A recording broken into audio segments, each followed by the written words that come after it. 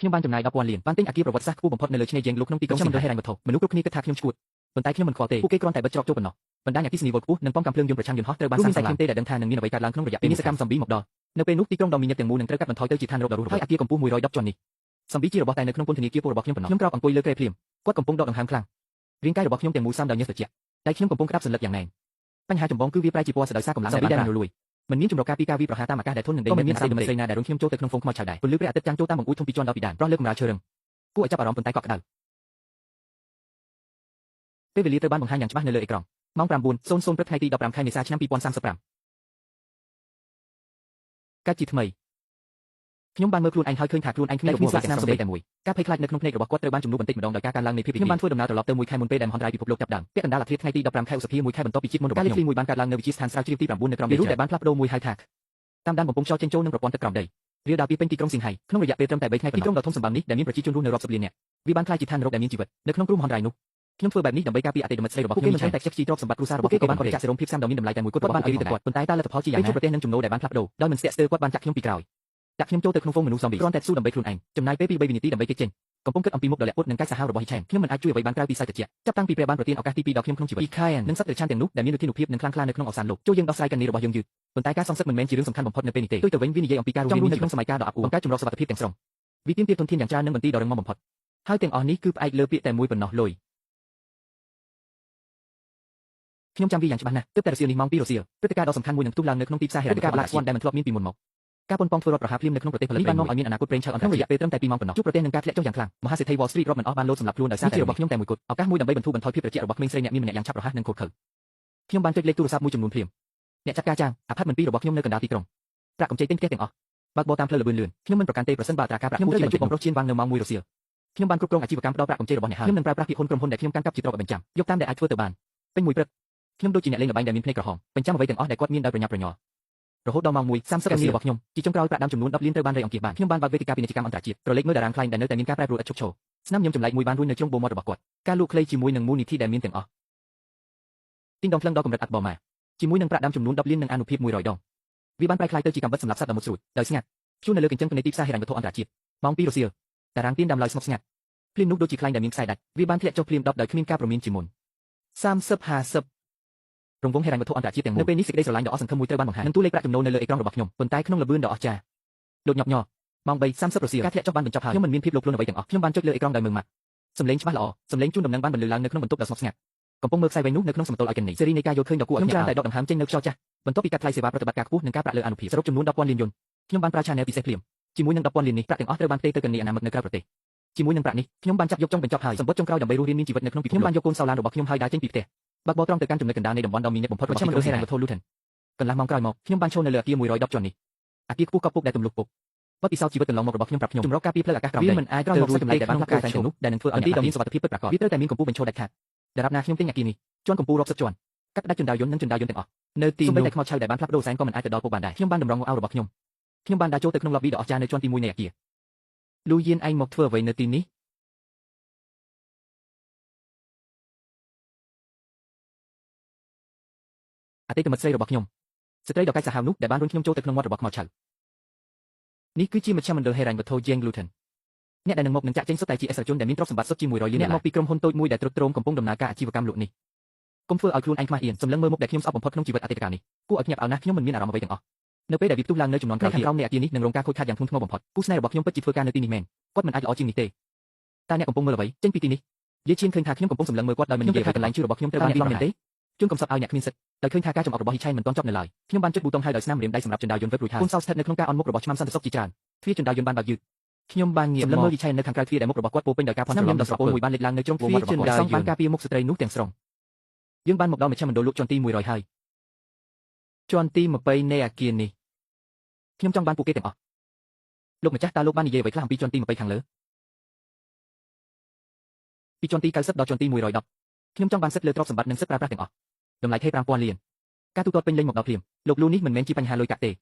េជាន់ទី90ដល់100បច្ចុប្បន្នជួលឲ្យទ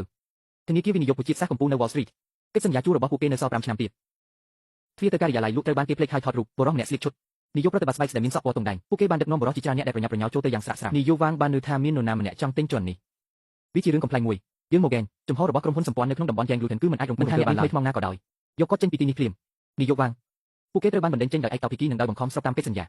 តែការរំលោភលើកិច្ចសន្យាត្រូវពីនៃប៉ុន្មានវានឹងត្រូវចំណាយអស់ប្រហែល200លានយន់ខ្ញុំនឹងភ្នាល់10ដងប្រាក់ពីនៃចំនួន2000លានយន់ចំពោះការរំលោភលើកិច្ចសន្យាត្រូវបានដាក់ចូលទៅក្នុងកណ្ដេររបស់អ្នកមានពេល2ម៉ោង2ម៉ោងក្រោយមកប្រសិនបើខ្ពស់ជាងជាន់ទី90ហើយមានក្រដាសគ្មានតម្លៃមួយសន្លឹកពីធនាគារវិនិយោគរបស់អ្នកគឺជាមនុស្សដែលមានដង្ហើមរស់ខ្ញុំនឹងឲ្យឆ្មាំសន្តិសុខប្រព្រឹត្តចំពោះអ្នកដូចជាសោះពីចេញពីបង្អួចគាត់បានមើល Fadi Wong ដំណើរការម៉ាស៊ីន Post យ៉ាងប្រញាប់ប្រញាល់បង្កាន់ដៃផ្ញើប្រាក់ពីដាវស៊ូក៏ដែលលេចចេញមកបន្ទាប់ពីប្រតិបត្តិការក្រទុំរបស់គាត់ពីមុនបានប្រែជាពណ៌ថ្លាមជ្រៅភ្លាមការពិន័យជាប្រាក់ចំនួន2000លានយន់ចំពោះការរំលោភលើកិច្ចសន្យាស្បីតែមកលើមុខគាត់និងជំនួយការរបស់គាត់បានថយក្រោយដើម្បីរៀបចំចលនាឯកសាររបស់លោកលូរួចរាល់ពាក់កណ្ដាលហើយចាប់ពីពេលនេះទៅជាន់ទាំង20ខាងលើនៃអគារនេះពិតជារបស់អ្នកមែនខ្ញុំបានកាត់ខ្មៅរបស់ខ្ញុំមកវិញហើយងាកមកគាត់បានដើរចូលទៅក្នុងទីតាំងនៃបន្ទីចណ្ដាលយន្តផ្ដាច់មុខរួចរាល់បន្ទាប់ខ្ញុំត្រូវការនរណាម្នាក់ដែលខ្ញុំអាចទុកចិត្តបានទាំងស្រុងដើម្បីជួយសម្របសម្រួលថវិការាប់ពាន់លានដុល្លារនិងធនធានយ៉ាងច្រើនសន្ធឹកសន្ធាប់រូបរាងតូចច្រឡឹងតែរឹងរូសមួយបានលេចចេញមក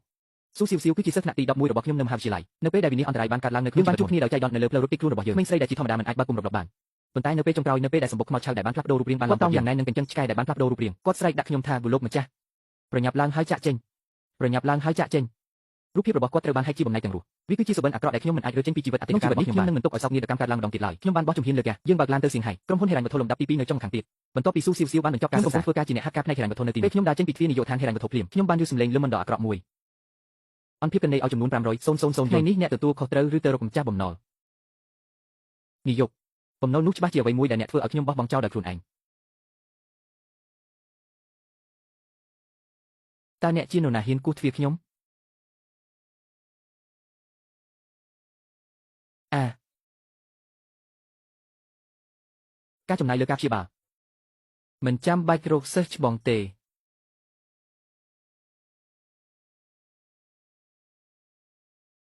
មកជាមួយខ្ញុំ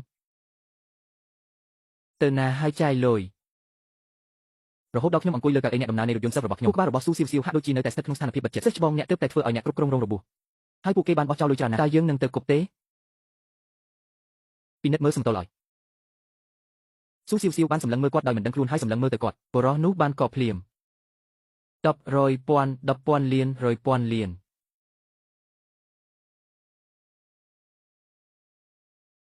សិស្សច្បងតើអ្នកបានប្លន់ធនាគារទេលុយនេះស្អាតណាស់ចាប់ពីពេលនេះទៅអ្នកគឺជាអ្នកគ្រប់គ្រងហិរញ្ញវត្ថុផ្ទាល់ខ្លួនរបស់ខ្ញុំអ្នកមានភារកិច្ចតែមួយគត់គឺដើម្បីទទួលបាន10,000 លាននេះក្នុងរយៈពេល30ថ្ងៃចំណាយរាល់កាក់ចុងក្រោយរបស់វាកន្លះម៉ោងក្រោយមកខ្ញុំបានយកស៊ូស៊ីវស៊ីវដែលនៅតែញឿនឆ្ងល់ទៅជាមួយខ្ញុំចូលនៅមជ្ឈមណ្ឌលហិរញ្ញវត្ថុ Yang Luthen ឡប៊ីដ៏ធំទូលាយនៅលើដំបូលជាន់ទី110ក្មេងតូចអាយមើលឲ្យច្បាស់ណាស់បន្ទាប់យើងចង់សាងសង់កន្លែងមួយនៅទីនេះទោះបីជាវាជាទីបញ្ចប់នៃពិភពលោកក៏ដោយទីសក្ការៈ Cloud Sanctuary គឺពិតជាមិនអាចទម្លុះបានពេលនោះសំឡេងច្បាស់ល្អទ្វារចណ្ដាលយន្តឯកជននៅជាន់ទី90បានបើកយឺតទៅសងខាងសំឡេងជើងធ្ងន់និងស៊ីសង្វាក់គ្នាជាបន្តបន្ទាប់បានបំបែកភាពស្ងៀមស្ងាត់ភាពតឹងនៃកម្រាលឥដ្ឋត្រូវបានខូចមនុស្សរាប់សិបនាក់ស្លៀកសម្លៀកបំពាក់ការងារដូចគ្នាត្រូវបានគេគោរពរៀងសង្ហាដែលដឹកគ្រឿងចាក់ធ្ងន់បានចេញដំណើរនេះជាអ្វីដែលខ្ញុំបានចំណាយប្រាក់យ៉ាងច្រើនក្នុងតម្លៃទ្វេដងនៃតម្លៃទីក្រុមសន្តិសុខនិងថ្នាក់លើក្រុមសំណងកម្ពុជាត្រូវបានក្រុមហ៊ុនសំណង Jan Opting ដើរនៅខាងមុខវាគឺជាប្រធានក្រុម Yang ដែលជាប្រធានក្រុមសំណងគាត់គឺជាវិស្វករសំណងលំដាប់កម្ពុជាម្នាក់ប្រធានក្រុមលោកចាងបានអនុវត្តតាមការណែនាំនៅលើគំនូរចាប់ផ្ដើមសាងសង់ភ្លាមលោកលូតើលោកប្រកាសទេថាលោកចង់អង្គុយបែបនេ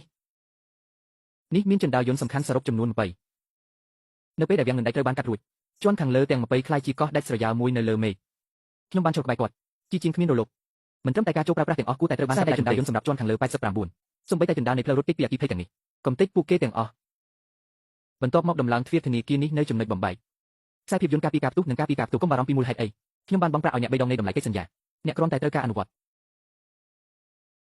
បង្អួចបែប panoramic ទាំងអស់ពីជាន់ដល់ពីដានត្រូវបានដកចេញនោះដោយកញ្ចក់ធន់នឹងគ្រាប់កាំភ្លើងនិងធន់នឹងការផ្ទុះកម្រិតយោធាខ្ញុំត្រូវការគាត់ដើម្បីអាចគ្រប់គ្រងរថភីសបានការបាញ់រ៉ុកែតនៅខាងមុខតំបន់ការពារកំហុសកម្ពស់89ជាន់ដាក់បណ្ដាញអគ្គិសនីវ៉ុលខ្ពស់100,000 វ៉ុលឲ្យខ្ញុំហើយនៅជ្រុងស្លាប់នៃជញ្ជាំងខាងក្រៅកាំភ្លើងយន្តដែលចាប់សញ្ញាអ៊ីនហ្វ្រារ៉េតចំនួន10ទាំងអស់ចាប់ពីជាន់ទី90ដល់ជាន់ទី110ជញ្ជាំងនិងផ្នែកខាងមុខទាំងអស់ផលិតពីទីតានីញ៉ូមកម្រាស់10សង់ការពង្រឹងបន្ថែមនៃបន្ទះពីដែកយ៉ាងស្ពណ៌ខ្ញុំចង់យកអគារ20ជាន់នេះតែខ្លាយទៅជាក្របបែកនុយក្លេអ៊ែរសត្វ Hedgehog ដែកដែលអាចទប់ទល់នឹងរលកឆក់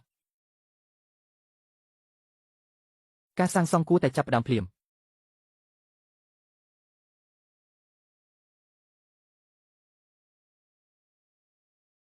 ភ្លាមបន្ទាប់ពីការផ្ទុកនិងដឹកជញ្ជូនដោយឧទ្ធម្ភាគចាត់ធ្ងន់សមាមាត្រកម្មរឹងផ្នែកជួយសង្គ្រោះត្រូវបានអនុវត្តជាបន្តអង្គការនៅលើផ្លូវក្នុងន័យរូបពន្ធ ទីបំផុតល្បែងមួយដែលបំបីពិភពលោកត្រូវបានបង្កើតឡើងសូម្បីតែមួយខែក្រោយមកបន្ទាប់មកវាបានប្រែក្លាយទៅជាការហោះហើរពីលើដំបូលប្រទេសនិងឡើងជាចប់បញ្ឈរដែលមានកម្ពស់រាប់រយម៉ែត្រនិងការពីក្រាស់កន្លះម៉ែត្រទោះបីជាទ្វារបោកចំហក៏ដោយក៏គេអាចត្រឹមតែងើយមើលទៅដែលអាសករបស់បន្ទីត្រូវបាន